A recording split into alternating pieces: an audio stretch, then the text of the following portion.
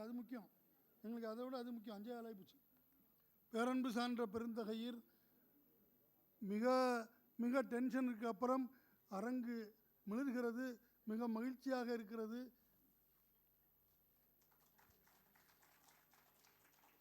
இன்றைக்கு நேரத்தை குறைத்து கொள்ள எனக்கு இஷ்டமில்லை.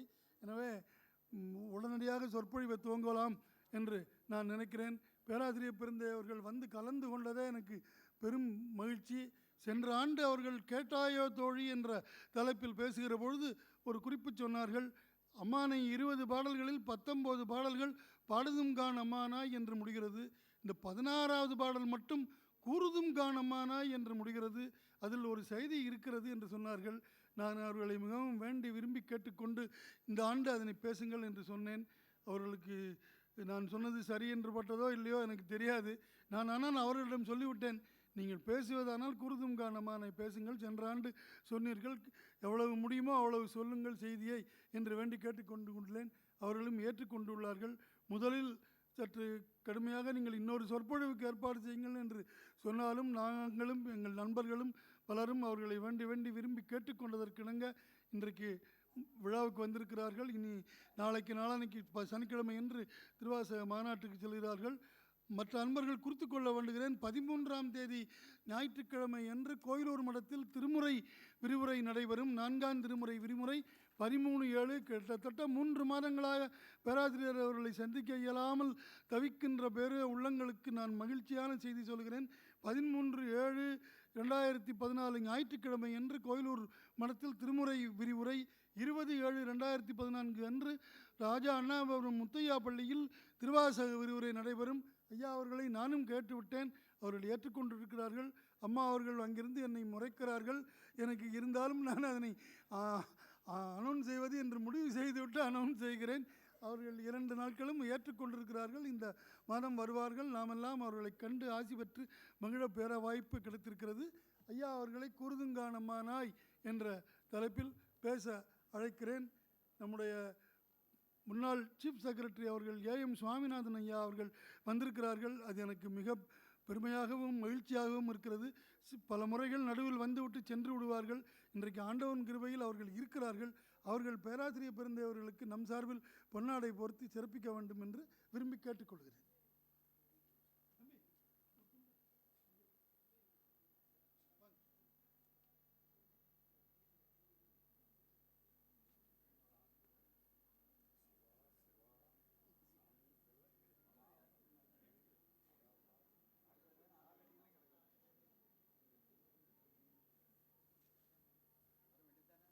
வாங்க, ஒரு துண்டீரு எதுவும் பேசணும்னா பேசிட்டு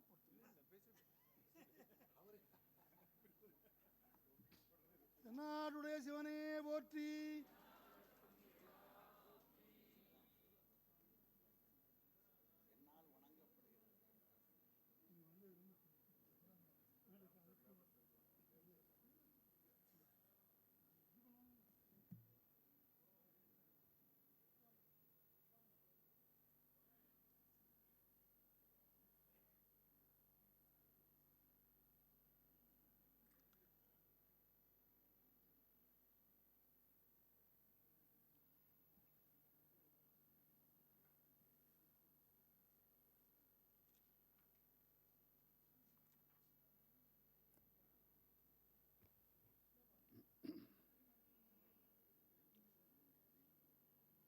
திருச்சிற்றம்பலம். தென்னாடுடைய சிவனே போற்றி, எந்நாட்டவர்க்கும் இறைவா போற்றி. வணக்கத்துக்கும் வழிபாட்டுக்கும் போற்றி வணங்குதலுக்கும் உரிய அவை சான்றோர்களாக அமைந்திருக்கின்ற அனைவர் திருவடிகளையும் மீண்டும் மீண்டும் வணங்கி மகிழ்வதிலேன். உங்கள் அனைவருடைய நல்லாசியும் என்னை இந்த நேரத்தில் துணை நின்று காக்கும் என்ற நம்பிக்கை உடையேன். வணக்கத்துக்கும் வழிபாட்டுக்கும் உரிய மதுரையிலிருந்து வந்திருக்கின்ற வணக்கத்துக்குரிய பேராசிரியர்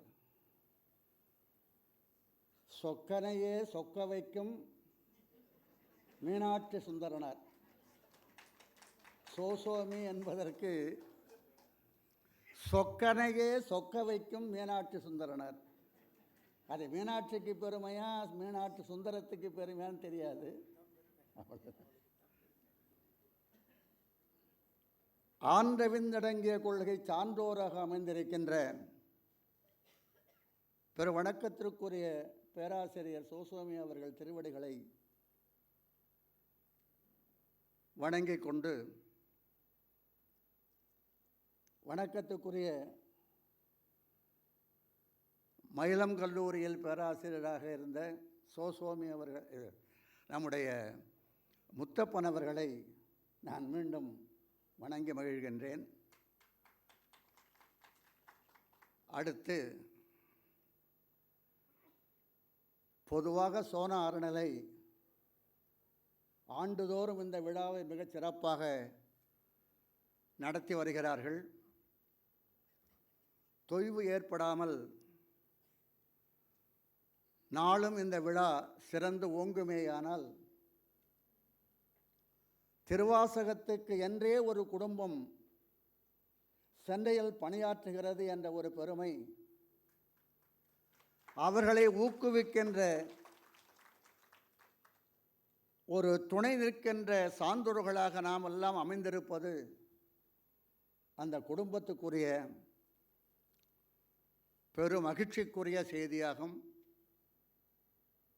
இந்த குடும்பத்தில் திருவாசகத்தை தவிர வேறு எந்த ஒன்றையும் கொள்கை நூலாக கொள்ளவில்லை என்பதை நான் அவரோடு உடனிருந்து அறிவேன். எந்த நூலை பற்றி குறை சொன்னாலும் அவர் கவலைப்பட மாட்டார். திருவாசகத்தை பற்றி குறை சொல்லக்கூடாது. அது அவருடைய வாழ்வியல் கொள்கையாக அமைத்து கொண்டு தன்னுடைய குடும்பத்தில் உள்ள அவ்வளவு பேரும் இந்த திருவாசகத்துக்காக பாடுபட வேண்டும் என்பதாக, எனக்கு தெரிந்து இது 7வது வருஷம் நான் கலந்து கொள்ளுகிறேன். 6 ஆண்டுகள் முடிந்துவிட்டன. 7 வகை பிறப்பு, 7 வகை உயிர்கள். முற்றுமாக சொல்லப்போனால் உயிர்களை பிரித்தால் 7 வகை, அவைகளுக்கு 7 வகை பிறவிகள் தான். வேண்டுமானால் 7 7 49 என்பதாக ஒரு சிறு கூட்டிக் கொள்ளுவார்கள் என்றாலும் கூட 7 வகை உயிர்களையும் 7 வகை பிறப்பினின்றும் காப்பாற்றக்கூடிய ஆற்றல் பொருந்திய ஒரு நூல் திருவாசகம். திருவாசகம் ஒன்றை கொண்டே நான் முத்தி அடைவேன் என்று வெளிப்படையாக எழுதியும் சொல்லியும் வந்தவர் வள்ளல் ராமலிங்கர். இந்த ஒரு நூலே போதும் என்று சொன்னார். வாழ்நாள் முழுவதும் அதை ஒன்றையே எடுத்து எடுத்து படித்து அழுது கொண்டிருந்தார் வள்ளலார். நம்ம எல்லாம் நோக்கி கேட்டார், ஏன் மற்ற நூலை படிக்கிறீர்கள், இந்த ஒன்று போதுமே என்பதாக சொல்லி முடிந்த முடிவாக ஒரு வாழ்க்கையை நமக்கு அமைத்து காட்டியவர் வள்ளல் பெருமான். அவர்தான் சொன்னார்,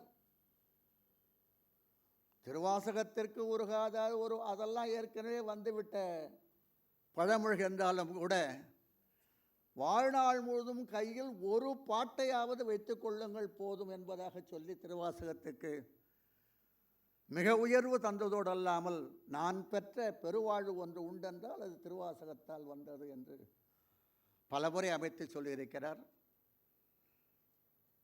அந்த திருவாசகத்திற்காக தம் குடும்பத்தின் வருவாய் முழுவதையும் செலவு செய்கின்ற ஒரே குடும்பம் நான் கண்ட வரையிலும். நாங்கள் பல நிலையங்களுக்கும் செலவு செய்வோம். ஆனால் சோனா குடும்பத்தார் திருவாசகத்துக்கு மட்டும்தான் எங்கள் குடும்பத்து பணம் செல்லும் என்பதாக சொல்லி என்னிடத்தில் வாக்குறுதி கொடுத்தவர்.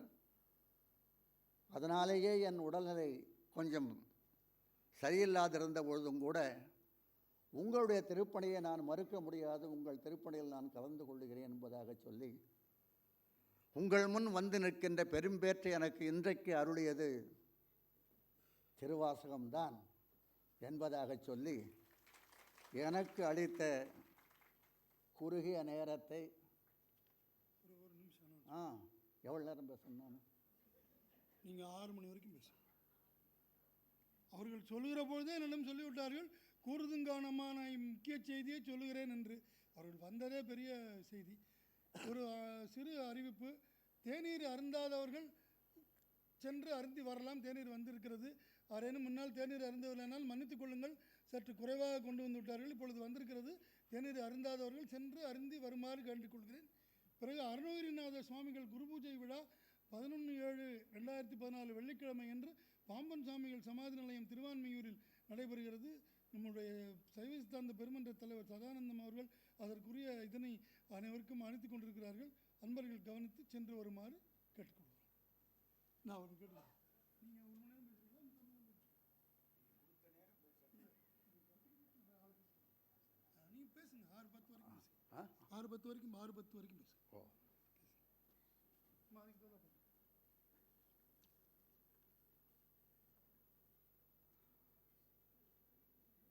திருவாசகத்தை பற்றி பேச வேண்டும் என்ற ஒரு கருத்து வந்த பொழுது என்னிடத்திலே தலைப்பு கேட்டார்கள். நானாக தலைப்பு கொடுப்பதாக இருந்தால் எனக்கு தெரிந்த விஷயத்துக்கு ஏற்ப ஒரு தலைப்பை கொடுத்து விடுவேன். ஆதலினாலே நீங்களாக ஒரு தலைப்பை சொல்லுங்கள், அது பற்றி நான் சிந்தித்து பேசுவேனே. தலைப்பை நீங்கள் வைத்துக் கொள்ளுங்கள், அது பற்றி நான் சிந்திக்க என்பதாக சொன்னேன். அதற்கு ஐயா அவர்கள் சொன்னார்கள், எல்லாம் போன வருஷத்திலேயே ஒரு விஷயத்தை சொல்லி நீங்கள் விட்டு விட்டீர்கள் அப்படின்னு சொன்னார்.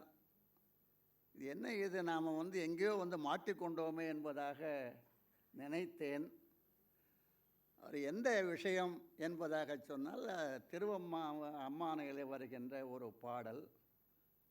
அந்த பாடலை எடுத்து சொல்லி இதற்கு நீங்கள் விளக்கம் சொல்லுவதாக சென்ற ஆண்டே நினைவுபடுத்தினீர்கள், சொல்லவில்லை, அதை வேணால் இப்போ சொல்லுங்களேன் என்பதாக சொன்னார். திருவாசகத்தை படிக்கிறவர்கள் பாராயணமாக படித்து அதை முடித்து விடுவது என்பதாக ஒரு கொள்கை வைத்திருக்கிறார்கள். ஆனால் ஒரு சிலர் அவ்வாறு அமைக்காமல் ஆய்வியல் முறையிலே திருவாசகத்தை படிக்க வேண்டும் என்பதாகவும் கொள்கிறார்கள். எங்கள் திருமடத்து வழக்கம், ஞானியார் சுவாமிகளுடைய திருமடத்து வழக்கம் என்ன என்பதாக சொன்னால், எப்பொழுதும் நீ திருவாசகம் படிக்கலாம் என்பதாக சொல்லி ஒரு உரிமை அவர் கொடுத்திருக்கிறார். பொதுவாக நான் திருவாசகத்தை படிக்கும்போது எனக்கு ஒரு எண்ணம் தோன்றியது. இந்த பொதுவாக படிக்கிற காலத்தில் ஒரு பதிகத்தை படித்த அந்த பதிகத்தில் என்ன வேறுபாட்டோடு சொல்லுகிறார், முதல் பாட்டில் என்ன சொல்லுகிறார், கடைசி பாட்டில் என்ன சொல்லுகிறார் என்பதை பற்றி கொஞ்சம் சிந்திக்கின்ற நிலை உண்டு. இல்லைன்னா சும்மா பாராயணம் பண்ணிட்டு போயிடலாம், அதில் அவர் ஏற்றுக்கொள்வரால் ஒன்றும் குறையில்லை, நீங்களும் சும்மா பாராயணம் பண்ணலாம், அது கட்டாயமில்லை என்பதில்லை. படிக்கும் பொழுது திரு அம்மானையிலே ஒரு குறிப்பு, அம்மானை என்ற பகுதியே திருவாசகத்திற்கு முடிநாயகமாக கொள்ளலாம் என்று எனக்கு அடிப்படையாக ஒரு கருத்து ஒன்று உண்டு. அதை நிறுவுவதற்கு நான் சான்றுகள் பல தேடிக்கொண்டிருக்கிறேன். அந்த திருவாசகம் முழுமைக்கும் தலைமை தாங்கக்கூடிய தகுதி எந்த பதிகத்துக்கு உண்டு என்பதாக சொன்னால், இதுவரை என்னுடைய முன்னோர்கள் சொல்லியிருப்பது கோயில் பதிகமும் கோயில் திருப்பதிகமும் தான். அவங்க எடுத்த உடனேயே கோயில் பதிகத்தையும் கோயில் திருப்பதிகத்தையும் சொல்லி அதை 2 படித்தா போதும், அதில் எல்லா விஷயமும் அமைந்திருக்கு என்பதாக சொல்லி அமைத்துள்ளார்கள். ஞானியார் சுவாமிகள் உள்பட எங்களிடத்தில் சொல்லும்போது திருவாசகம் முழுவதும் படிக்கவில்லைனாலும் கூட கோயில் திருப்பதியும் கோயில் மூத்த திருப்பதியும் என்ற 2ஐயும், ஆனால் அதே மாதிரி திருவாலங்காட்டு மூத்த திருப்பதியும் திருவாலங்காட்டு பதிகம் என்று காரைக்காலமையார் பாடியிருக்கிறார்கள். நான் தொகுத்தவர்களை பற்றி குறை சொல்ல இல்லை. என் மனதில் உள்ள குறையை நான் சொல்லுகிறேன். தொகுத்தவர்களுக்கு அறிவில்லை என்றோ அவர்கள் முழுமையாக தொகுக்கவில்லை என்றோ அப்படி நான் சொல்லவே இல்லை. திருமுறைகள் என்று தொடங்கினால் திருமுறையை தொடக்கியவர் என்று சொன்னால், திருமுறையை தொட்டவர் என்று சொன்னால், திருமுறையை உலகத்திற்கு அறிமுகப்படுத்தியவர் என்று சொன்னால் காரைக்கால் அம்மையாரைத்தான் சொல்லியிருக்க வேண்டும். நான் ஒரு ஆராய்ச்சியில் எழுதியிருக்கிறேன், திருவாசகத்திற்கு முன்னே இந்த அனுபவத்தை பெற்றவர் காரைக்கால் அம்மையார். ஏன்னா நம்ம காலத்தில் ஒருவேளை இந்த பெண்கள் பாடினால் எடுத்துக்கொள்ளக்கூடாது என்ற காரணத்தினால விட்டாங்களோ என்னமோ தெரியாது.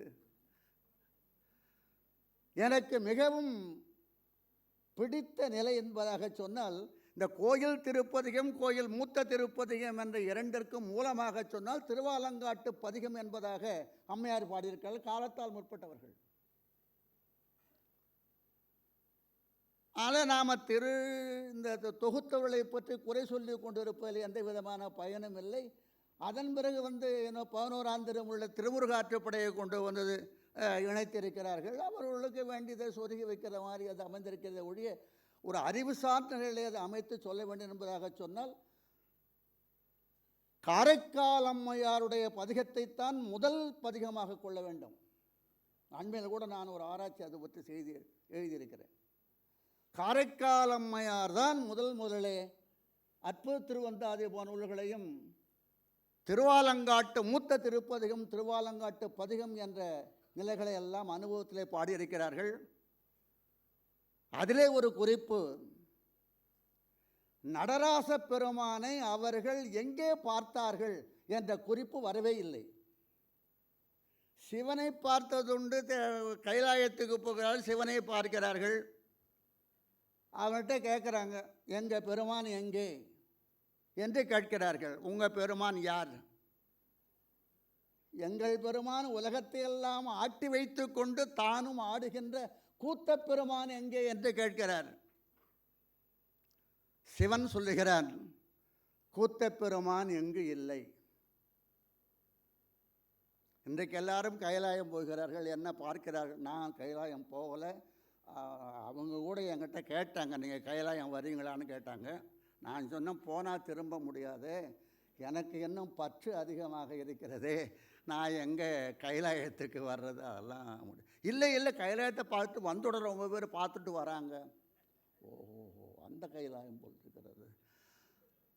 கைலாயத்தில் யார் இல்லை என்று கேட்டால் கூத்த பெருமான் இல்லை. நேராக போய் பார்க்கிறார்கள், கேட்கிறார்கள், எங்கள் நாட்டுக்கு சொந்தமான கூத்த பெருமான் எங்கே? பெருமான் சொல்லுகிறார், அவர் எங்கு இல்லை. எங்கே இருக்கிறார்? தமிழ்நாட்டில் தான் இருக்கிறார். இவ்வளவு செல்வத்தை நாம் பெற்றிருக்கிறோம். இந்த கூத்த பெருமானை சென்று வணங்க வேண்டும், அவனை கண்டு என்றைக்கும் நாம் ஒரு வணக்கம் செலுத்த வேண்டும் என்ற எண்ணம் நமக்கு எப்போதாவது உண்டாகி இருக்கிறது. நம் நாட்டுக்கே உரிய சொத்து என்பதாக இந்த உலகத்தில் நிலைநாட்டியவர் காரைக்கால் அம்மையார் ஒருவரே. நான் ஆராய்ச்சி நூலாக அதை அமைத்து கொண்டிருக்கேன், விரைந்து அது வரும். முதற்கடவுளாக சொல்லப்போனால் சிவனோ உமையோ என்பதாக இல்லை, முதற்பெருமான் என்பதாக சொன்னால் கூத்தப்பெருமான். கூத்தப்பெருமானை நீங்கள் எங்கே தரிசித்தீர்கள் என்று கேட்டதற்கு, தெரியாது, என் உள்ளத்துள் இருக்கிறான், உள்ளத்துள் தரிசித்துக் கொண்டிருக்கிறேன் என்று சொன்னவர் காரைக்கால் அம்மையார். நான் இப்போது அங்கே போக இல்லை.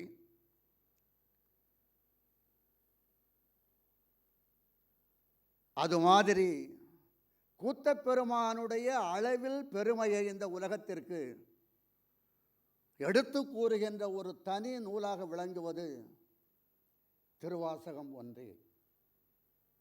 அப்புறம் பின்னால் உள்ளவர்கள் திருக்கோவையார் மற்றெல்லாம் சேர்த்து அவர் பாடினார்கள் என்றெல்லாம் செய்திருக்கிறார்கள். எனக்கு அதில் உடன்பாடில்லை. திருவாசகம் என்பது ஒரு தனித்த அருளுடைய நூல் என்பதாக சொல்லுகிறேன். நான் அதிகமாக நீட்டி போக முடியாது. என்னுடைய தலைப்பில் உள்ள செய்தியை நான் உங்களுக்கு சொல்ல வேண்டும். திரு அம்மானை என்ற ஒரு பகுதி 20 பாடல்களை கொண்டது. பாடல்களின் எண்ணிக்கை முறைமைப்படி இந்த நூலை தொகுத்திருக்கிறார்கள் நம்முடைய முன்னோர்கள். திருச்சதகம் 100 என்பது போல அந்த எண்ணிக்கை அடிப்படையாக கொண்டு இதை தொகுத்திருக்கிறார்கள். இதிலே அம்மானை என்ற பகுதி பெண்கள் கூடி விளையாடுகின்ற ஒரு விளையாட்டை விளக்குவதாக அமைந்திருக்கின்ற ஒன்று. இதற்கு உரை எழுதிய சான்றோர்கள் எல்லாம் ஆன்மாக்கள் தங்களை பெண்களாக அமைத்து கொண்டு சிவனை அடைய வேண்டும் என்று எண்ணி விளையாடுகின்ற விளையாட்டு என்று எழுதியிருக்கிறார்கள். நிச்சயமாக சொல்லுகிறேன், தத்துவத்துறை ஆய்வின்படி சொல்லுகிறேன், ஆன்மாக்கள் பெண்மக்கள் என்பதாக நீங்கள் எண்ணிக்கொண்டு அவர்களுக்கெல்லாம் நாயகனாக இறைவன் இருக்க என்பதாக எண்ணிக்கொள்ளுகின்ற கருத்து அண்மை காலமாக வந்தது. அது வைணவத்திற்கு உரியதே ஒழிய சைவத்திற்கு கிடையாது. சைவத்திலே இறைவனை கணவனாக கொள்ளுகின்ற நாயகன் நாயகி மரபு இருக்கிறதே, அந்த முறை சைவத்துக்கு இல்லை. வேணா வைணவத்தில் இருக்கலாம். சைவ முறைப்படி பார்த்தால் உன் அடியார் தாழ் பணிவோம், ஆங்கு அவர்க்கே பாங்காவோம், அன்னவரே எம் கணவராவார். வெளிப்படையாக சொல்லுகின்றார் மாணிக்க வாசகர், அன்னவரே எம் கணவராவார், அவர் உகந்து சொன்ன மொழியே தொழும்பாய் பணி செய்வோம், என்ன வகையே எமக்கு எங்கோன் நல்குதியேல், எங்களில் என் ஞாயிறு எமக்கேலூர் எம்பாவா என்பதாக சொன்னார். இறைவனை கணவனாக கொண்டு ஆன்மா தன்னை நாயகியாக கொள்ளுகின்ற பாவம், நாயகன் நாயகி பாவம் இருக்கிறதே, அதை அண்மையிலே ஒருவர் இது சைவத்திற்கு உண்டு என்று எழுதினார். சைவத்தில் என்று பேறு பெற்று விளங்குகிறவர், நான் பேரை சொல்லவில்லை, பேறு பெற்று விளங்குகிறவன் சொன்னேன், பேர் பெற்று விளங்குகிறவன் சொல்லவே இல்லை, பேரு சைவ பேறு பெற்று விளங்குகிறவர். நான் உடனே அதற்கு மறுப்பேன், சைவத்திலே இந்த முறை கிடையாது. 4 மார்க்கங்களை வகுத்து சொன்ன சாத்திரத்திலே முதல் மார்க்கத்திலே இருந்து நீங்கள் தாச மார்க்கம், சத்புத்திர மார்க்கம், சகமார்க்கம் என்று சொன்னவர்கள் 4வது நாயகன் நாயகி பாவம் என்பதாக சொல்ல இல்லை.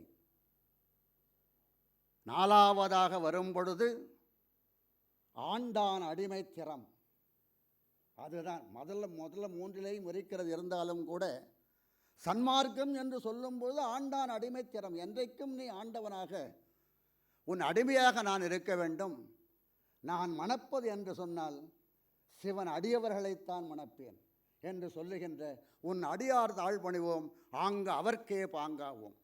இந்த திருவாசக வகுப்பில் நீங்கள் தெரிந்து கொள்ள ஒரே ஒரு செய்தி வேண்டும் என்று சொன்னால், சைவத்தில் நாயகன் நாயகி பாவம் இல்லை.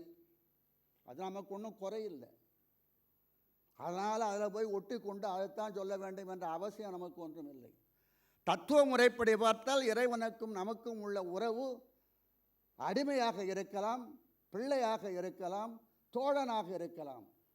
எந்த வகையில் இருந்தாலும் கூட அவன் திருவடிக்கு நாம் அடிமை. ஆளானோம் என்பதுதான். சகமலாது அடிமையில்லை, தானலாது உடைமை இல்லை என்பதாக சொல்லுவார்.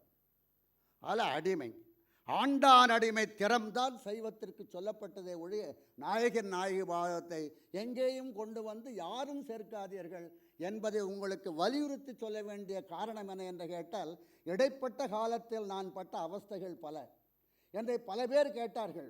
நாயகன் நாயகி பாவம் உயர்ந்ததல்லவா என்று கேட்டார்கள். உண்மைதான், அது வைஷ்ணவ அனுபவம். சைவத்தில் அந்த அனுபவத்தை நாம் விரும்பவில்லை, நம்முடைய முன்னோர்கள் அந்த அனுபவத்தை சொல்ல இல்லை. அவர்கள் என்ன சொன்னார்கள் என்று கேட்டால், நான் அடியவருக்கு தொண்டு செய்வேனே ஒழிய சிவனுக்கு அவனை போய் அணைத்து கொள்ள வேண்டும் என்ற எண்ணம் எனக்கு இல்லை என்பதாக சொல்லி, உன் அடியார் தாழ் பணிவோம், அங்கு அவர்க்கே பாங்காவோம், அன்னவரே எம் கணவராவார், அடியவர்களே எம் கணவராவார், அவர் உகந்து சொன்ன வரிசே தொழும்பாய் பணி செய்வோம், என்ன வரிசை எமக்கு எங்கோன் நல்குதியல், எங்களில் என் ஞாயிறு எமக்கே ஒரு எம்பாவாய் என்பதாக சொல்லி மணிவாசகர் நாம் வேண்டுவது இந்த பேருதான் என்பதாக வரையறுத்து சொல்லியிருக்கிறார். அண்மை காலமாக நான் அனுபவிக்கின்ற துன்பங்களில் ஒன்று ஏன் நீங்கள் நாயகன் நாயகி பாவத்தை மறுக்கிறீர்கள் என்று மற்றவர்கள் சொல்ல முறைப்படி சொல்ல வேண்டுமே. ஆனால் அச்சுறுத்தல் கடிதங்கள்.